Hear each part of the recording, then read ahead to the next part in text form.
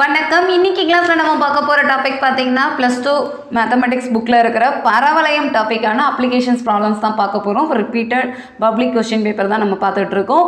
So பரவளையம் ரெலவெண்டா ஏற்கனவே நிறைய ப்ராப்ளம்ஸ் நம்ம கோட் பண்ணியிருக்கோம். பார்க்காதவங்க வீடியோஸ் பார்த்துட்டு கண்டினியூவாக பாருங்கள், உங்களுக்கு யூஸ்ஃபுல்லாக இருக்கும். இப்போ இன்னைக்கு பார்க்க போகிற ப்ராப்ளம் பாருங்கள். ஒரு வால் விண்மீன் ஆனது சூரியனை சுற்றி பரவளைய பாதையில் செல்கிறது மற்றும் சூரியன் பரவளையத்தின் குவியத்தில் அமைகிறது. சூரியன் பரவளையத்தின் குவியத்தில். இப்போ நமக்கு ப்ராப்ளம் வந்து பேரபோலாவில் கொடுத்துருக்காங்க. அண்ட் சூரியன் சன்னோட பொசிஷன் வந்து குவியம் ஃபோக்கஸில் கொடுத்துருக்காங்க. வால் விண்மீன் சூரியனிடமிருந்து 80 மில்லியன் கிலோமீட்டர் தொலைவில் அமைந்து இருக்கும் போது வால் விண்மீனையும் சூரியனையும் இணைக்கும் கோடு பரவளையத்தின் அச்சுடன் π/3 கோணம் ஏற்படுத்துமானால் வால் விண்மீனின் பாதையின் சமன்பாடு காண்க.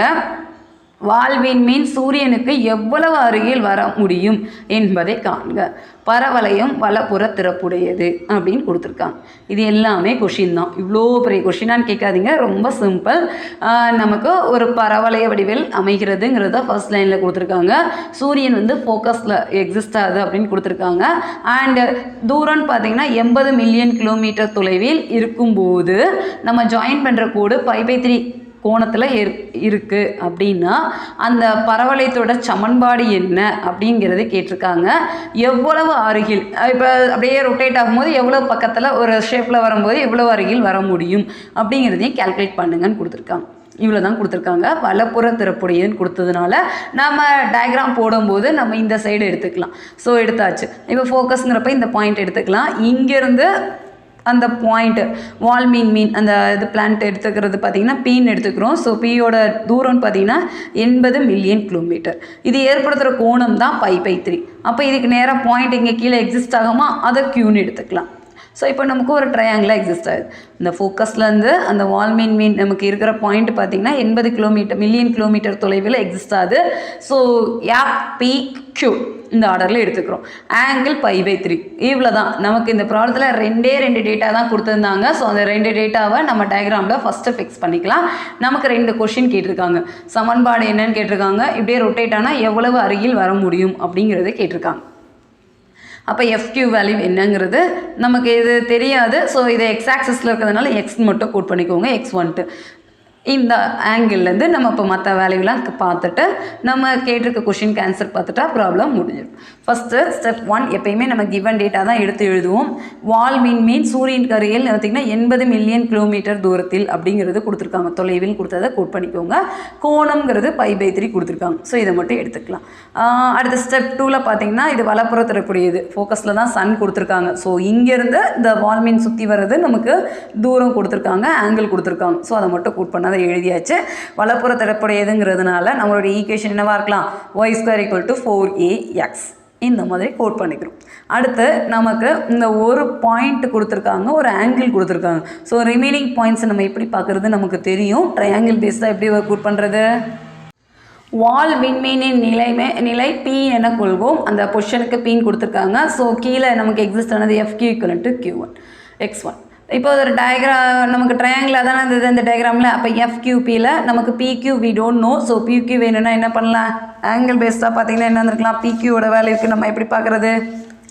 PQனா இது வந்து நமக்கு ஆப்போசிட் டைரக்ஷனாக தான். அப்போ PQ = FB × sin θ. So FB × sin θக்கு பதிலாக 5/3.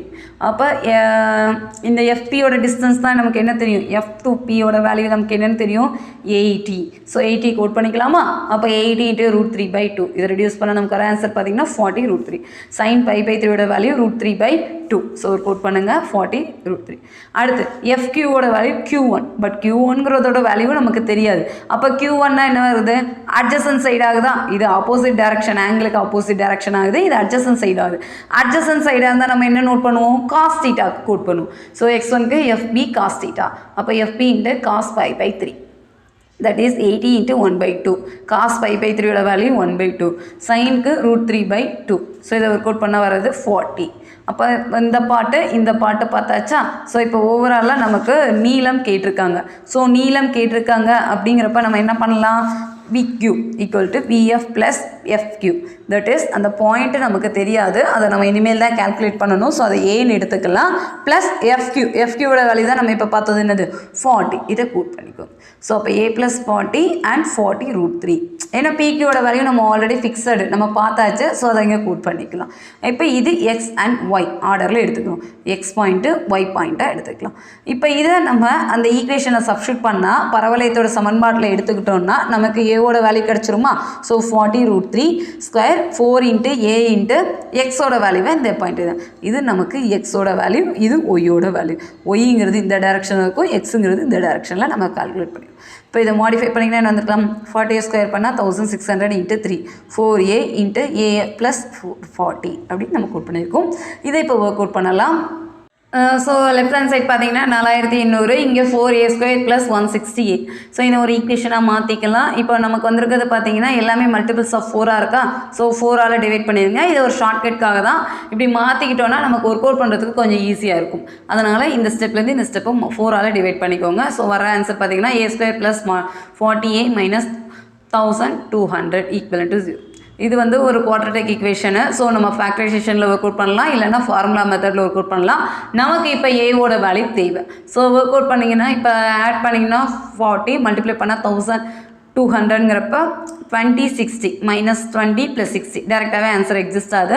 ஸோ ஏவோட வேல்யூ 20ஆக இருக்கலாம், ஏவோட வேல்யூ -60ஆக இருக்கலாம்னு கிடச்சிருக்கு. இப்போ A20 எப்பயுமே பாசிட்டிவில் தான் நம்ம எடுக்கணும். ஏன்னா இது தூரங்கிறப்ப நமக்கு நெகட்டிவில் மைனஸ்லலாம் நம்ம பேச முடியாது. ஸோ பாசிட்டிவ் வேல்யூ எடுக்கணுங்கிறப்ப ஏவோட வேல்யூ 20.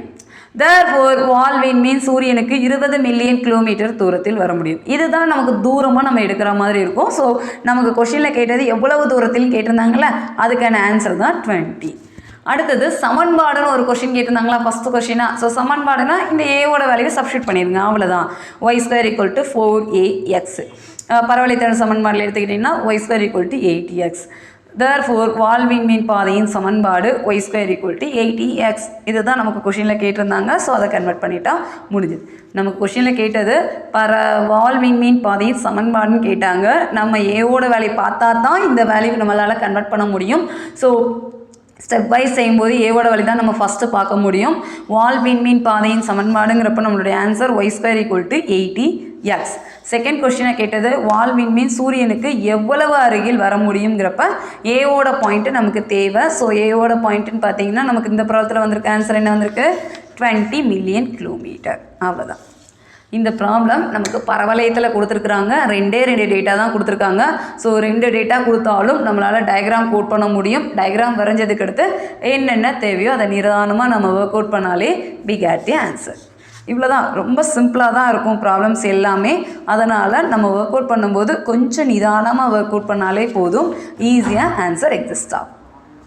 இந்த வீடியோ உங்களுக்கு யூஸ்ஃபுல்லாக இருக்கும்னு நினைக்கிறேன். நீங்கள் பரவளையம் ரெலவெண்ட்டாக உங்களுக்கு +2 மேத்தமெட்டிக்ஸில் என்னென்ன ப்ராப்ளம்ஸ் கொடுத்துருக்காங்களோ அதுக்கு ரெலவெண்ட்டாக தான் நம்ம இப்போ போஸ்ட் பண்ணிகிட்டு இருக்கோம். ஸோ டவுட் ஏதாவது இருந்ததுன்னா நீங்கள் கமெண்ட் பண்ணுங்கள், இல்லைனா kanithapezhai@gmail.com மெயில் ஐடிக்கு அனுப்புங்க. சப்ஸ்கிரைப் பண்ணுங்கள், உங்கள் ஃப்ரெண்ட்ஸ் எல்லாருக்கும் ஷேர் பண்ணுங்கள். ரொம்ப ஷார்ட்கட்டாக எல்லா ப்ராப்ளத்தையும் ஒரே மாடலில் தான் நம்ம சேனலில் நம்ம ஒர்க் அவுட் பண்ணுறதுக்கு ப்ரிப்பரேஷன் இருக்கும். ஸோ பாருங்கள், உங்களுக்கு யூஸ்ஃபுல்லாக இருக்கும். ஏதாவது டவுட் இருந்ததுன்னா நீங்கள் எப்போனாலும் கொஷின் கேட்கலாம். நெக்ஸ்ட் ப்ராப்ளம் நெக்ஸ்ட் வீடியோவில் பார்க்கலாம். தேங்க்யூ.